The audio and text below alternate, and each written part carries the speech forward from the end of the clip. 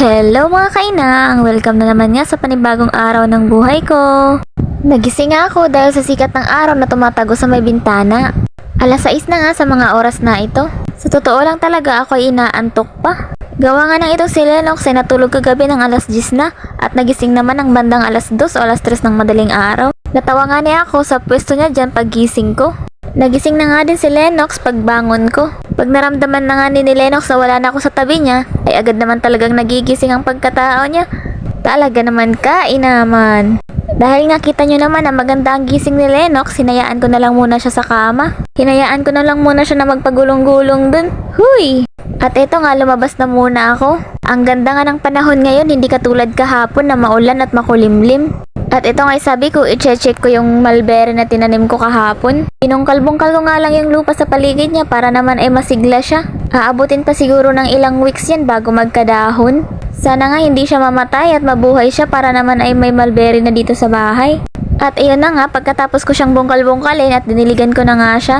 Kaunting tubig nga lang yung dinilig ko, gawa ng basa pa nga yung lupa niya. Tapos na, hintayin na lang natin na magkadahon siya. O siya, balik nga tayo dito kay Lennox. Pagkatapos ko kang magdilig ng halaman ay agad naman na nag-alboruto si Lennox. Kaya naman ay kinuha ko na nga siya at nilabas na dito sa may pintuan para naman ay maaraw-arawan siya. Dahil nga wala nang lagnat si Lennox, magaling na siya, kaya naman ngayong araw ay papaliguan ko na siya. At syempre dahil walang ligo si Lennox ng 2 araw, syempre ang ina din. Huy! Aba naman. Bakit naman gayon? O siya, fast forward nga, tapos ko na ngang paliguan si Lennox dito. Tingnan mo naman, napaka-cute talaga ng batang botchok. Sabi siguro ni Lennox, ay sa wakas maliligo na si mama. Naligo na nga ako. Huy! At paano naman ako makakaligo niyan ayaw mo nga magpaiwan. Aba naman, kain naman. O siya, tapos ko na nga siyang bihisan dito at inalinisan ko ng tenga. Tingnan nyo naman ay gustong gusto niya. Every time talaga nabibihisan ko na si Lennox ay doon naman siya nagasimulang umiyak. Pero pag nilinisan ko na nga siya ng tenga niya, ay bigla naman siyang natahimik.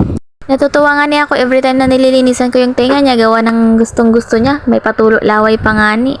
Pero pag sa ilong ko na nga siya nililinisan, ay talaga namang nagalig-galig ng kanyang pagkatao, pati pa ay damay sa pagpigil sa aking kamay. Kayo mga kainang, nililinisan niyo din ba yung mga baby niyo ng tenga at ilong nila?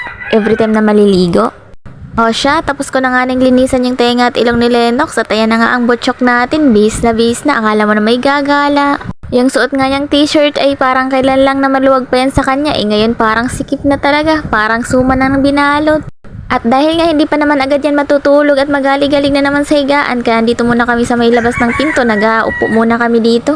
Dito ko na lang nga ni siya nilibang-libang at bawal kaming gumala, gawa ng sobrang init pa sa labas. Nag-aalboruto nga ni si Lennox dyan at akala siguro niya igagala kami, gawa nga ng bis na bis siya.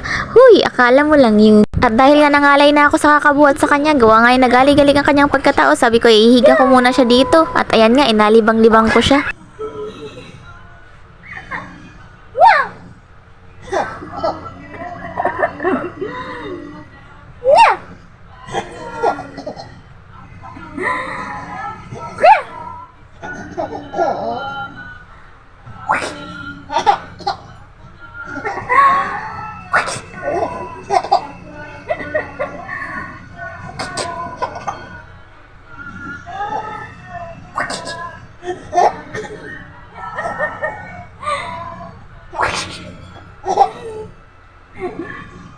Ay talaga namang napakaharot ng bata, yan ang gusto. At nung mapagod nga siya sa kakalaro niya dyan at yun, pinadidi ko na nga. At ayan, tulog na nga ang person. At nung mahimbing na nga ang tulog niya at sabi ko ay ako naman ay maliligo. Sabi ko nga na ay dadali-dalian ko ng pagligo ko, gawa ng baka magising na naman si Lennox ay hindi pa ako nakakapagsimulang magsabon. Aba naman talaga, kain naman. Mabuti na lang talaga ay tapos na ako magligo ay nagabihis na ako sa kwarto at bigla namang nagising ang pagkatao ng batang botchok. Salamat anak at pinagbihis mo muna ang iyong ina bago ka nagising. Huy! O siya, nung kinahaponan nga na hindi naman na matutulog si Lennox kaya alam na dis, gala na naman tayo sa tindahan ni Tita Aba. Tuwing hapon nga ni ay tahimik sa bahay kaya siguro ay naboboring si Lennox kaya nagali-galig ang pagkatao niya. Ang ingay ng manok na ito, ikaw na lang kaya mag-voice over dito. Ayoko na. Ay huy, inaway ang manok.